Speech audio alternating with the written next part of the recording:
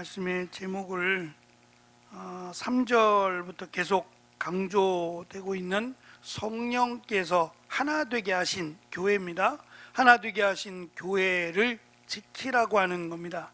하나라고 하는 부분은 이미 앞에서 우리가 살핀 내용이에요. 예수님께서 십자가에 달려 죽으심으로 유대인들 뿐만 아니라 이방인들도 하나님의 구원의 대상으로 삼으셨어요. 그러니까 유대인이라 그래서 구원받는 거 아니고 이방인이라 그래서 외면받는 게 아닙니다. 오히려 유대인들이 더 예수님을 믿기가 어렵죠. 자신들의 생각이 고정되어 있다면 예수님 믿기는 쉽지 않습니다. 오히려 이방인들이 오히려 더 예수님을 믿고 또 이방인 교회가 더 활성화되었지, 유대인들은 오히려 이방인들의 믿음을 방해하는 일을 했던 것을 우리가 압니다. 어쨌든 바울은 지금 이방인 중심으로 이방인 지역에서 복음을 전하면서 그곳에 이미 흩어져 있었던 유대인들, 그들에게도 복음을 전하지만 이방인들에게도 역시 복음을 전했다. 왜냐하면 이 모두가 유대인이든 이방인이든 모두 예수 그리스도의 피로 하나 된 지체들이다라고 하는 부분을 강조했습니다. 그리고 당시에는 1세기라고 하는 그 시대가 사회적 지위가 다른 시대라고 했잖아요. 그러니까 주인이 있고 그 주인이 돈을 주고 산 노예라고 설명해야 될 거예요. 주인의 것이에요. 짐승처럼은 아니지만 인권이 보장되어 있지 않은, 그러니까 나쁜 주인을 만나면 마치 진짜 짐승처럼 부려먹어도 할 말이 없는, 그리고 마음껏 부려먹다가 팔아버리는 이런 패렴치한 주인도 있었어요. 좋은 주인을 만나거나 또 간혹 자신의 종, 믿을만하고 정말 책임감이 있는 종들은 양자로 삼기도 했어요. 이건 정말 특별한 케이스인데 그것은 서로가 맞아야 될 것 같아요. 종도 주인에게 충성하고 믿을만하고, 주인도 정말 사람됨이 좋을 때 또 간혹 이런 일들이 있긴 했지만 그것을 기대하기는 어려운 현실이에요. 그래서 주인 그리고 종이라고는 뚜렷한 신분이 차이가 있었고, 우리나라 같은 경우는 이 남자와 여자의 구별이 강했죠. 강해서 불과 얼마 안 돼요. 한 50년 전만 해도 그러지 않을까 싶어요. 불과 50년 전만 해도 이 남자와 여자에 대한 차별이 지금보다 훨씬 더 강했고요. 저희 할아버지 때만 해도 이렇게 다 같이 둘러앉아서 밥을 먹지 않았어요. 남자들이 먼저 먹고 그 다음에 여자들이 식사를 하는 그런 모습이 강했지요. 그러니까 지금과 같은 남녀 평등이라고 하는 주장은 꽤 오래된 게 아니에요. 우리나라 역사를 봐도 그렇게 오래되지 않았는데, 그보다는 이 로마라고 하는 나라가 강조했던 게 인본주의예요. 그렇다고 지금과 같은 인본주의는 아닙니다만, 이 로마가 강조했던 게 그 전까지만 해도 신본주의적인 그런 신적 우월감에 대한, 그러니까 인간에 관심을 두지 않았어요. 그림을 그리든 조각을 하든 형상을 만들든 사람에게 대한 관심이 극히 적었어요. 그런데 1세기에 들어오면서 헬라 문화라고 하는, 로마 그 앞에 있었던 헬라 문화는 사람들에게 관심을 갖기 시작해서 사람들의 형상이, 사람들의 모습이 그림으로 또는 어떤 작품으로 만들어지기 시작했어요. 그러다 보니까 이 남자들뿐만 아니라 여자도 굉장히 우리나라와는 비교가 안 될 정도로 굉장히 지위적으로 높은 위치에 있었어요. 다만 이 종과 주인의 관계는 여전히 뚜렷한 차이를 나타내고 있었거든요. 근데 그것이 교회라고 하는 아주 특별한 공동체입니다. 특수한 공동체라고 할 수 있는 이 교회 안에서는 사회적인 신분이 사실은 무의미한 거예요.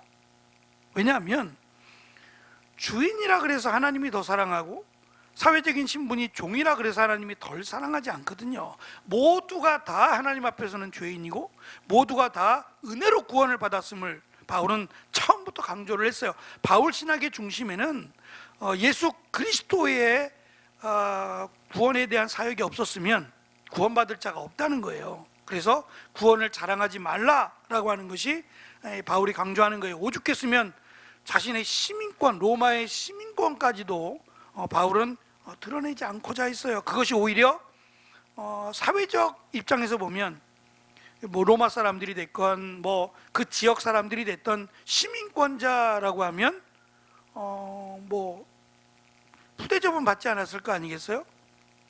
그럼에도 불구하고 자신이 사역하는 동안 어떤 자신의 이익을 위해서 시민권을 내보이지 않았다는 거예요.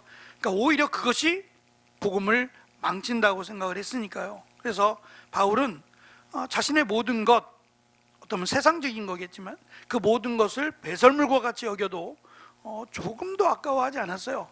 저는 그게 믿음이라고 생각해요. 진짜 믿음이 있다면 이 세상 것에, 글쎄 세상을 살면서 세상 속에 들어와 살지 않을 수는 없지만 세상 사람과 똑같이 살지는 않을 겁니다. 어제 저랑 같이 이제 한 7년 가까이 같이 사역을 했던, 저보다는 좀 많이 어리지만 목사님이 대전 쪽으로 이 서울 쪽에 있는 사역을 그만두고 대전 쪽으로 사역을 가게 됐어요. 그리고 가면서 이제 거기 담임 목사님이 차기 다음 담임 목사님으로 어느 정도 내정을 하고 부르셨어요.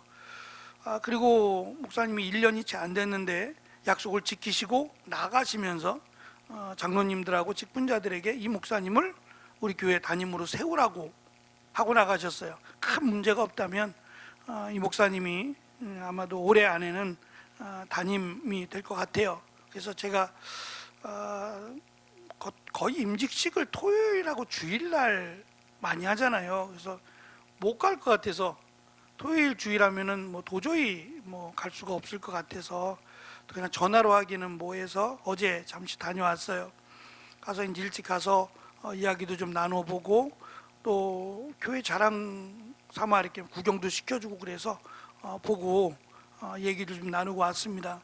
지금 그 교회가 70년 된 교회입니다. 원로 목사님은 살아계신데 2대째, 3대째 목사님을 거쳐서 지금 이 친구가 담임이 되면 4대째 목사가 되는 거예요. 한 분은 꽤 오래 하셨어요.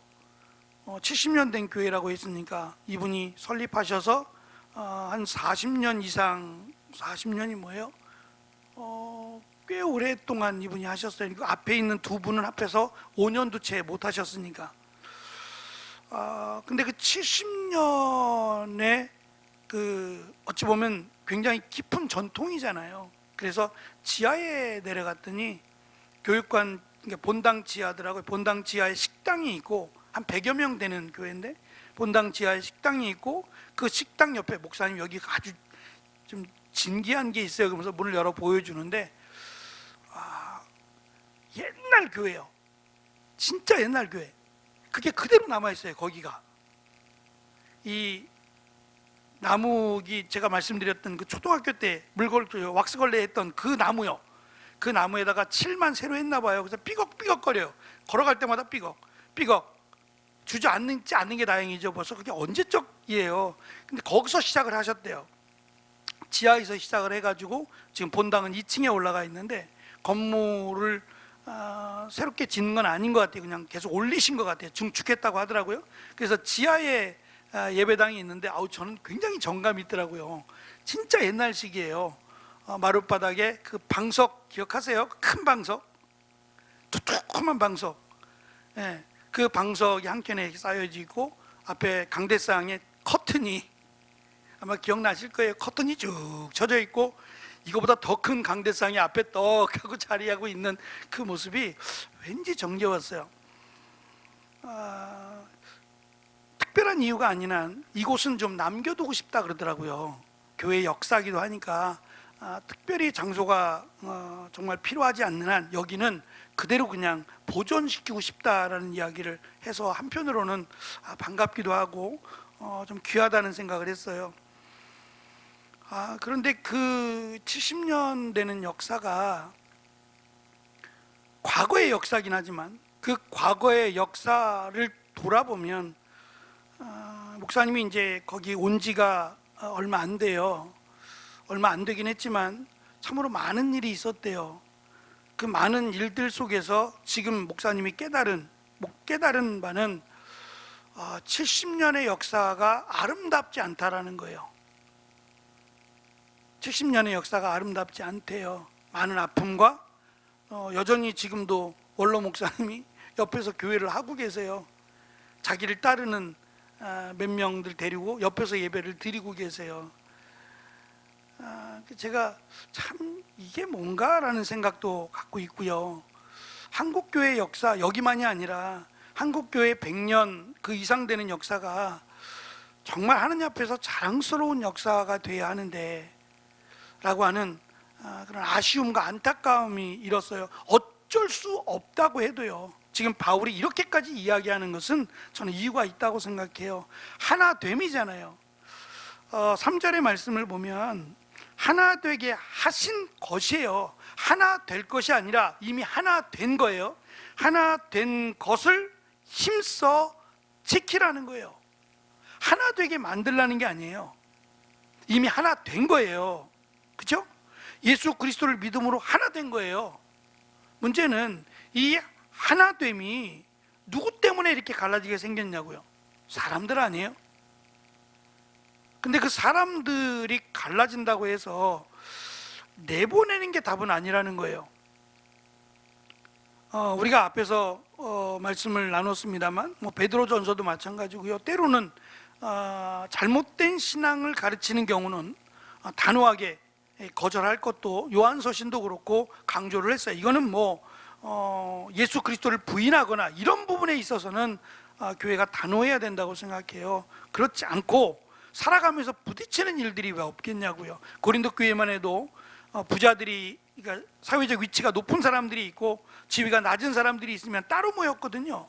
따로 모여서 따로 식사도 하고 또 따로 성찬식도 하고. 아니 조금만 배려하면 되잖아요. 어차피 없는 사람들인데 없는 사람들을 위해서 조금만 더 준비하면 되잖아요. 있는 사람들이 싫은 거예요. 저 사람들과 함께 하기가 싫은 거예요. 굉장히 이기적이죠. 과연 이 모습이 1세기 고린도 교회나 지금 에베소 교회만 있었는가? 지금은 없나요? 지금 이 시대를 살아가고 있는 평등이라고 하는 그런 사회를 살아가는 우리들은 교회 안에서 끼리끼리 많이 들어본 끼리끼리라는 게 없을까요? 나와 수준이 맞는 사람들끼리 모이고 좀 격떨어져서 못 모이겠네라고 하는 건 없을까요? 그 말이 얼마나 사실은 부끄러운 말인지 바울은 오늘 말씀을 통해서 그 말이 얼마나 부끄럽고 그 말이 얼마나 유치하고 신앙이 없는 말인지를, 그리고 이것을 어떻게 성숙하게 받아들여야 되는지 아예 단호하게 딱 선을 그어서 된다, 안 된다를 말하는 게 아니에요. 오늘 말씀에 보면 지혜롭게, 그러니까 수치와 모욕을 당하는 이들도, 수치와 모욕을 주는 이들도 지혜롭게 하나됨을 깨지 말라는 거예요. 왜냐하면 깰 자격이 없어요. 오늘 말씀에도 보면 하나 되게 하신 것을 설명할 때에 하나님께서 하시고 예수님께서 하시고 성령께서 하신 일이라고 설명해요. 하나님께서 하신 일을 깨는 것도 죄인데 예수님이 자신의 피를 흘리심으로 하나 되게 하셨어요. 그리고 성령께서 그것도 하나 되게 하셨어요. 이 하나됨에 대한 설명을 좀 드려야 되는데요. 오늘 말씀을 보시면 먼저 1페이지 중간을 잠깐 보시면 제가 밑줄을 적어놨습니다. 하나님의 새로운 피조물, 예수 그리스도를 믿으면 하나님의 자녀가 돼요. 그죠? 그것을 새로운 피조물로 봐요. 일단 하나님의 입장에서는 예수 그리스도를 믿으면 죄인이 아니라 의인이 돼요. 물론 죄가 남아있고 여전히 나는 죄와 싸워요. 바울이 말하듯이 바울과 같은 바울 선생님도 그랬다니. 네? 나는 죄에서 더 이상 상관이 없어 라고 말할 사람이 과연 존재할까 싶거든요. 나름대로의 몸부림을 치며 싸우지요. 그러니까 완벽한 사람은 없다라고 하더라도 바울 스스로가 말한 것처럼 나는 죄와 날마다 싸운다라고 말할 정도로 그게 우리의 모습이고, 어쨌든 예수님을 믿음으로 하나님은 우리를 새로운 또는 의로운 자라는 표현을 하셨단 말이에요. 그러니까 세상적으로는 여전히 부족하고 나약해도 하나님이 보실 때에는 예수 그리스도를 믿음으로 의인이 됩니다. 그러니까 그것 때문에 구원을 받는 거예요. 그래서 의인이기 때문에 의롭게 살기 위해서 노력해야 되는 것도 맞고요. 근데 그것이 조금 부족할지라도 구원을 받느냐 받지 않느냐를 결정하진 않아요. 이게 참 애매한 부분이긴 합니다만, 그래서 사실 이 부분 때문에 죄를 짓는 일에 좀 무관심한 자들이 있어요. 죄를 지어도 구원을 받는다는 거죠. 예수님을 믿었기 때문에, 내가 나약해서 죄를 짓는 것 때문에 그래도 구원받을 수 있지 않느냐, 회개하면 되니까 라고 말함으로 죄에서 죄를 짓는 일에 크게 꺼리낌이 없이 하는 분들도 있어요. 심지어는 목회자들도 있어요. 도저히 있을 수 없지요. 있을 수 없어요. 적어도 저는 일단 우리의 모습은 죄를 짓지 않는 게 좋지만, 이제 그렇지 못하더라도 짓지 않으려고 노력하는 건 필요하다. 우리가 그러한 노력은 분명히 필요하고, 또 한 가지는 나뿐만이 아니라 다른 사람에게요. 예수님께서 우리에게 주신 하나님의 사랑이라고 하는 것은 성경에서, 구약 성경에서는 인자라고 설명을 해요. 가치가 없는 자를 사랑하신 거니까요. 사랑을 베푸신 거니까 인자라고 설명을 해요. 그것을 행하라 그러셨어요. 그러니까 심지어는 원수까지도 사랑하라고 하신 말씀은 아마 그런 의미에서 우리가 이해를 해야 돼요. 부족하지만 사랑하려고 노력하는 마음이 우리에게 필요하다는 거죠.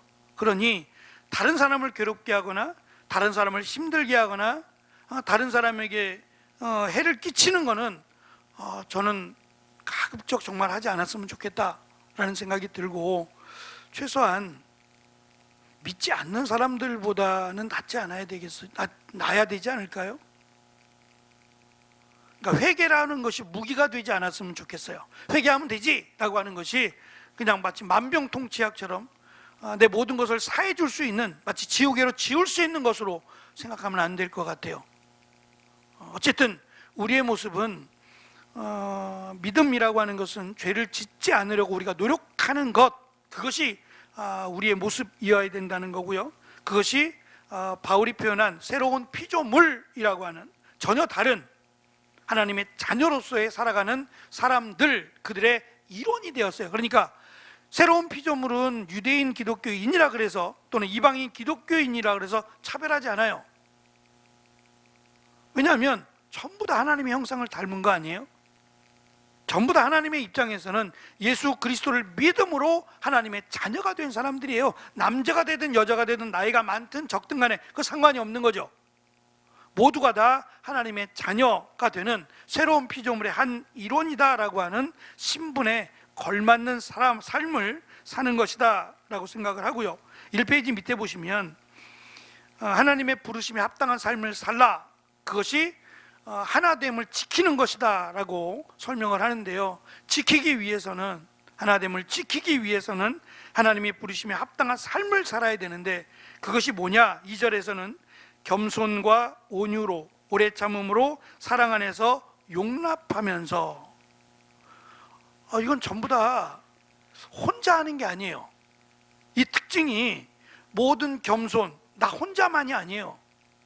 대상자가 있는 거예요, 전부. 근데 그 대상자들을 향해서 내가 겸손해야 되고 온유해야 되고 오래 참아야 되고 사랑 안에서 서로 용서해 주어야 된다는 거예요. 이것이 하나됨을 지키는 방법으로 설명하고 있어요. 이렇게 듣고 나니까 쉽지 않다라는 생각을 해요. 깨지기는 참 쉬워요. 깨지기는 쉬운데 하나 되는 것을 지키는 것은 훨씬 어렵다는 거예요. 그래서 바울이 강조하는 것은 그래서 주신 것이 성령의 열매라는 거예요. 열매는 보통 1년에 열매를 맺는 것도 있을 수 있어요. 근데 대부분은 짧게는 3년이래요. 3년 정도가 지나야 열매를 기대할 수 있다는 거예요. 또 긴 거는 10년이 지나야 열매를 맺는 것도 있어요. 그러니까 이 열매라는 단어가 주는 의미는 시간이 필요하다는 거예요. 우리가 예수님을 믿으면 정말 어느 한순간에 변하는 것도 있어요. 그렇지만 시간을 두고 조직신학에서는 성화라고 불러요. 주님이 오실 때까지 우리는 계속 변화되어 가야 되고 거룩해져 가야 된다라고 하는 성화를 강조하거든요. 그것처럼 성령의 열매라고 하는 것은 열매를 못 맺으면 그 다음에 맺히긴 어려워요. 그 다음에 맺히긴 어렵거든요. 그러니까 그런 부분에서 열매를 계속 맺어가야 한다라고 하는 노력을 지금 강조하고 있다라는 것이고, 특별히 성령의 열매라고 하는 것은 우리 개인적인 노력도 필요하지만 이거는 하나님이 주신 은혜가 있어야 된다는 거예요. 그러니까 내가 무슨 성령의 열매가 필요한지를 스스로 알면 더 좋을 것 같아요. 내가 이것이 부족해서 나에게 이것을 허락하셔서 결국 성령의 열매를 통해서 원하시는 것은 교회의 분열을 막는 온전함이라고 말할 수 있어요.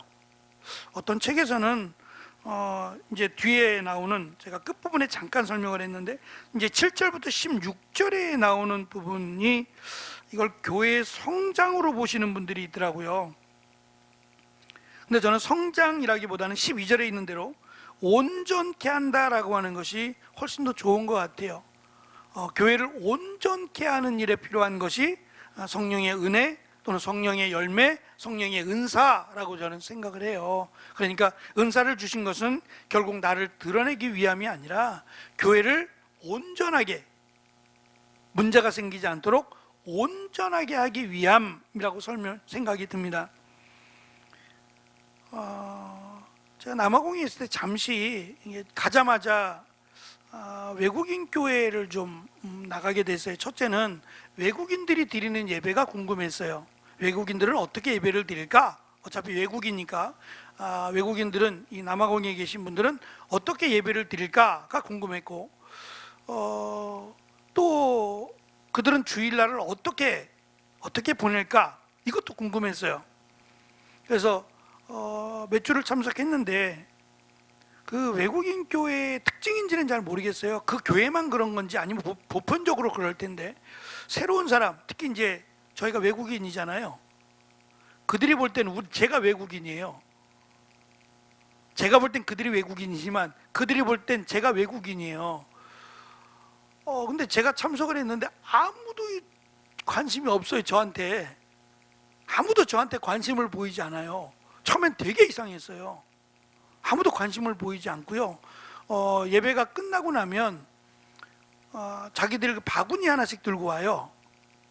가족별로 바구니를 들고 오는데 그 안에는 빵도 들어있고 과자도 들어있고 또 이렇게 보온병 같은 거로 커피를 갖고 와서 그냥 테이블 안에다가 다 올려놓는 거예요.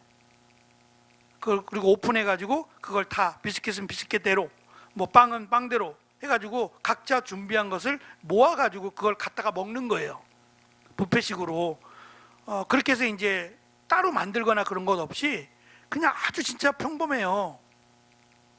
정말 맛없게 먹는다는 생각을 제가 늘 하는데, 빵에다 잼 발라 먹고 그냥 과자 먹고 커피 마시기 다예요. 매주 그런 것 같아요. 매주. 근데 어느 누구 하나 저한테 와서 먹어보라고 한 사람 없어요. 우리 같으면 김밥이라도 한 줄 줄 거 아니에요? 아니면 뭐라도 좀 드셔보시라고 인사하지 않을까요? 아니 그냥 처음 왔다면 그럴 수 있다고 쳐요.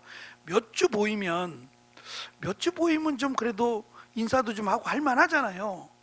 그래서 제가 물어봤어요. 목사님, 제가 외국인 교회를 지금 몇 주째 나가고 있는데 아무도 저한테 신경을 안 쓰네요. 그랬더니 외국인 교회가 그렇대요. 내가 등록을 할 때야 비로소 관심을 갖는데요.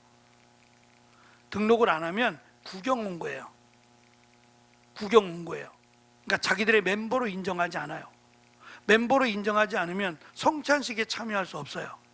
저 목사인데요. 근데 그 사람들이 볼 때는 그게 의미가 없어요. 의미가 없다고요. 그러니까 자기들의 멤버들만 하는 성찬식이에요. 외국인들이다라는 생각도 갖고, 또 한편으로는 하나를 지키기 위한, 이 교회를 지키기 위한 또 하나의 방법이겠다 싶어요. 그러니까 그 부분을 굉장히 조심스러워하는 것 같아요. 우리와 같이 예배를 드리는 같은 교회 멤버냐라고 하는 것을 유심히 관심 있게 보는 것 같아요. 그래서 계속해서 예배를 참석하다가 여기가 좋아, 여기가 마음에 들어 라고 했을 때 등록을 하면 그제서야 그들이 이제 다가와서 이야기도 하고 같이 참여도 시키고 정말 가족처럼 대하는 것을 볼 수 있어요. 저는 한 4주 동안 구경만 하고요. 4주 동안 구경만 하다가 여러 가지 이유로 이제 사실은 저도 이게 알아듣기가 쉽지 않아요. 설교는 저도 힘들지만 그래도 해야 되니까 라고 해서 했는데, 가족들은 쉽지 않은 것 같아요. 저 때문에 그래도 예배라도 예배답게 드려야지 그런 마음이 있지 않겠어요? 예배는 드렸는데 하나도 무슨 말인지 오늘 모르고 왔다 그러면 얼마나 답답하겠어요. 그래서 하여튼 가족을 위해서 한인교회에 가서 예배 드리게 됐습니다만, 어쨌든 그 모습 속에서 중요한 것은 교회가 건강하게 또 하나됨을 유지하는 것을 굉장히 중요하게 여겼다라는 것은 굉장히 제가 인상 깊었던 것 같아요.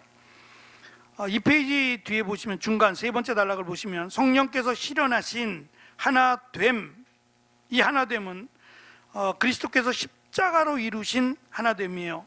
그리스도께서 유대인들과 이방인들 사이에 막힌 담을 허시고 둘을 한 몸이 되게 하심으로 새 인류인 교회를 창조하셨어요. 교회 하나됨은 성부 하나님의 뜻을 따라 그리스도의 십자가를 통해 이루어진 근본적으로 영적이고 무형적이며 객관적인 것입니다. 따라서 이 하나됨은 교회의 탄생과 함께 교회의 본질 안에 내재하는 것이며 한 하나님과 한 예수님, 한 성령님으로 보장된 것이다 라고 하는 의미예요. 그 의미 속에서 저는 특별히 이 믿음 안에서 결혼을 할 때에 같은 좀 신앙을 가진 사람들이 만나기를 기도했으면 좋겠어요. 신앙이 없는 사람도 그렇지만 신앙이 다른 사람도 문제예요. 그러니까 한 분은 장로교인데 한 분은 감리교예요. 별거 아닌 것 같아요. 예수님만 믿으면 되지. 그게 그렇지 않더라고요. 그게 그렇지 않아요. 별로 사소해 보이는 것도 하나 되기가 쉽지 않아요. 그러니까 내가 갖고 있는 신앙과 동일하지 않으면 부딪힘이 생기게 되는 것 같아요.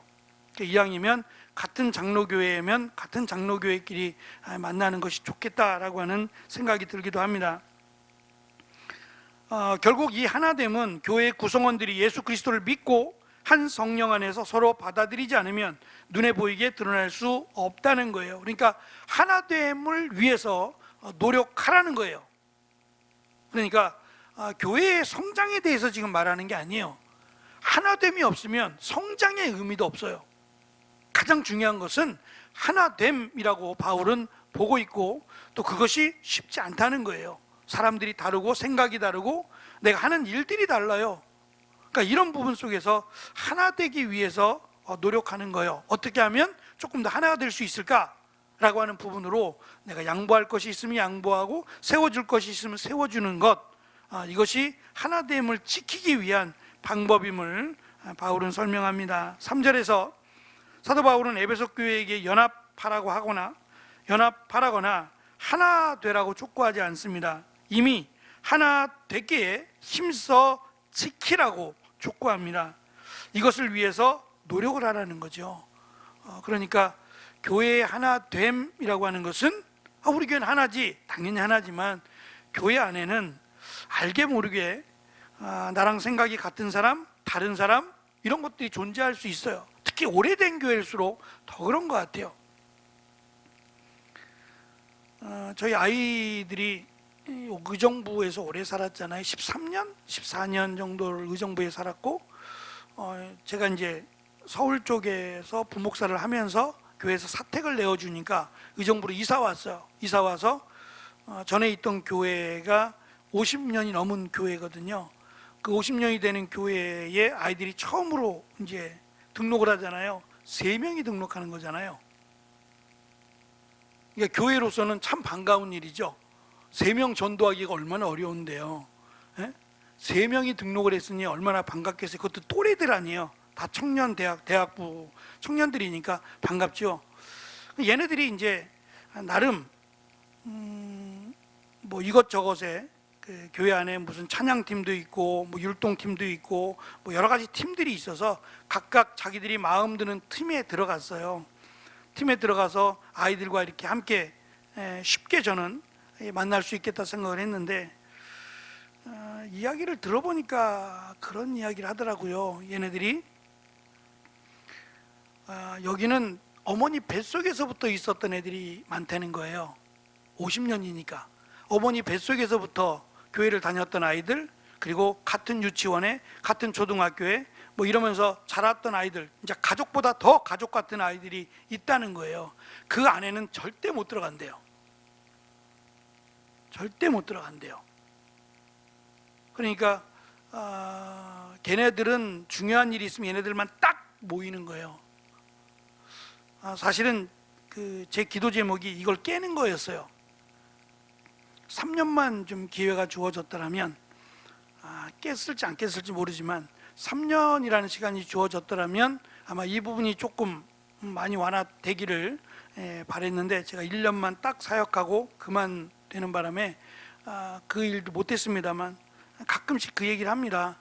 아이들이 뭐 걔네들도 만나곤 하긴 하는데 그렇게 안에 들어가기가 너무 힘들었다고, 자기들끼리 똘똘 뭉쳐있는 그 모습을 얘네들이 받노라고 쉽지 않았다고 이야기해요.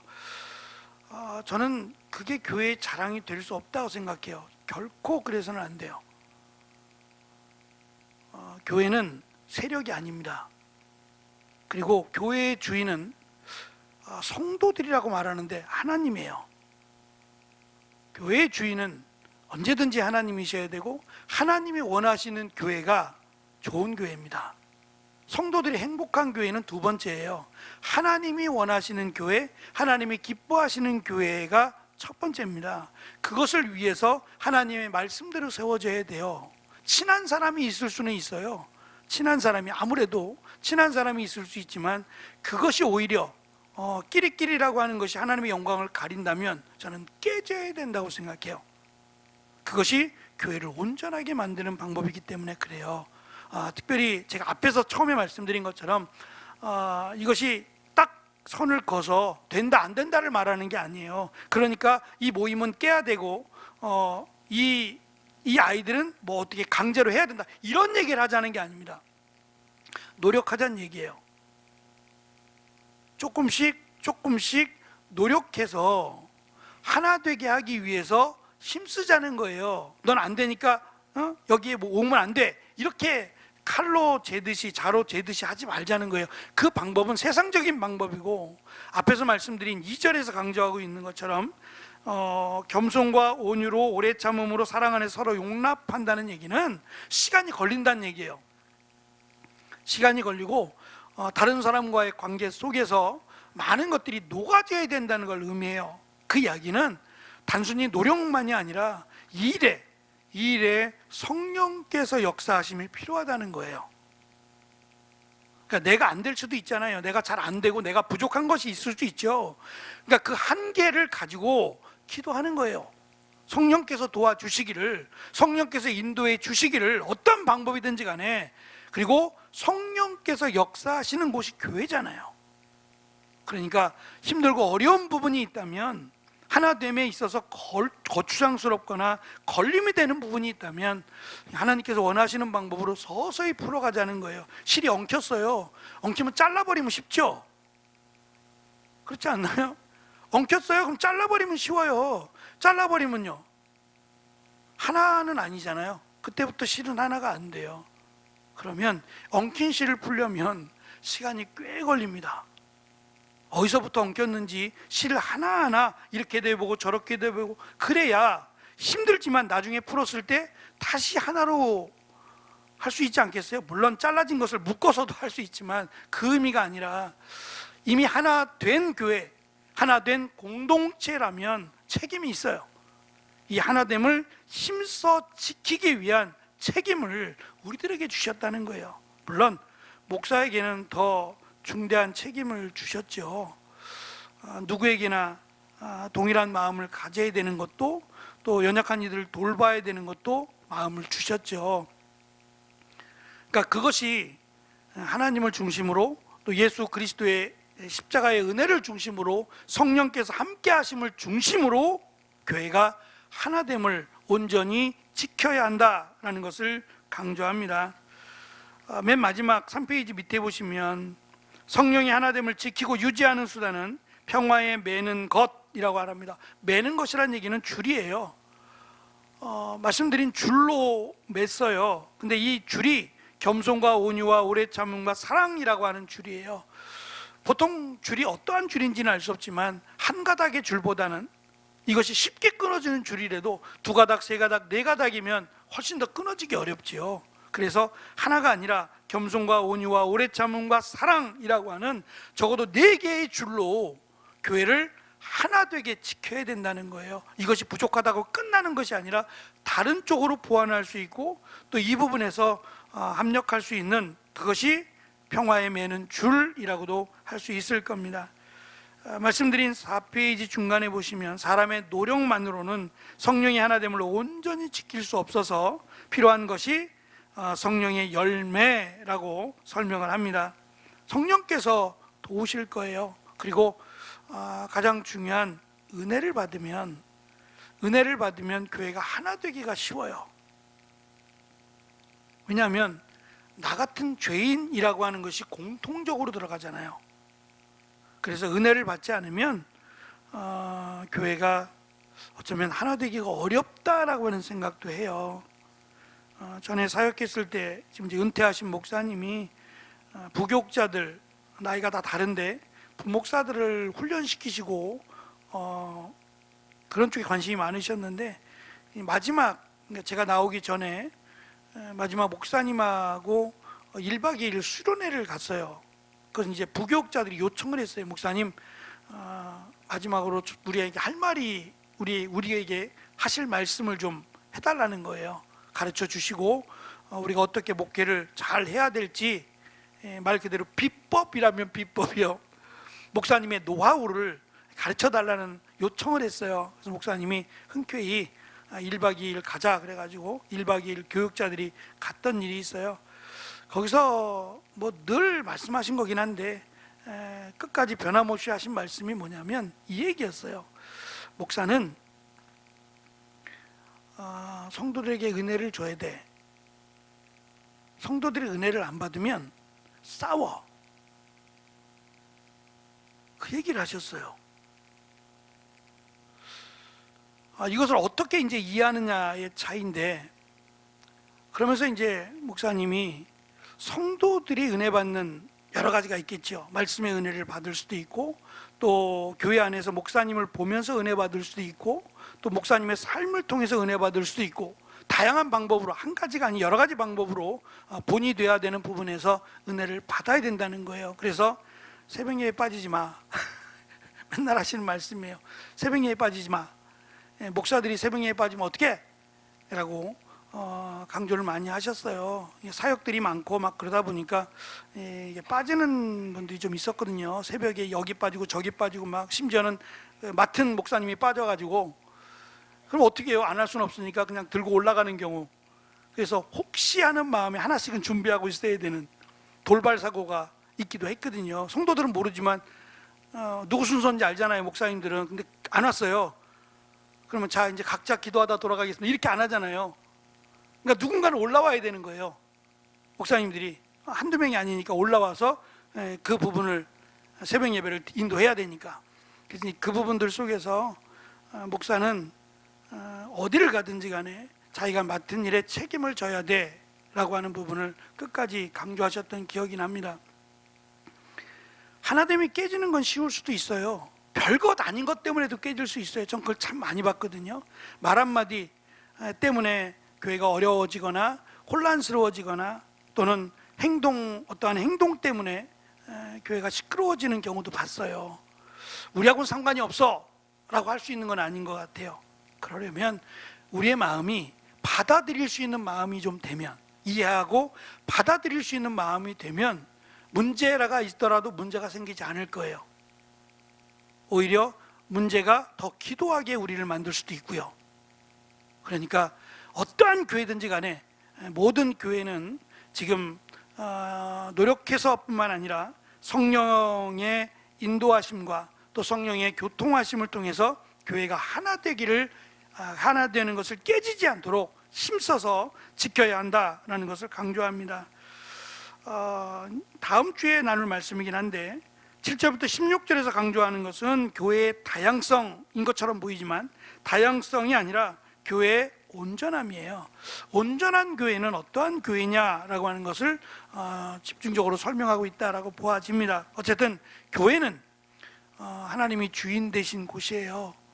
누구든지 하나님 앞에서 부끄럽지 않도록 또 하나님이 하나 되게 하신 것을 힘써 지키는 우리 모두가 되어질 때에 단순히 그냥 지키라고만 하시는 게 아니라 이 교회를 통해서 하나님이 허락하신 은혜와 축복이 분명히 있습니다.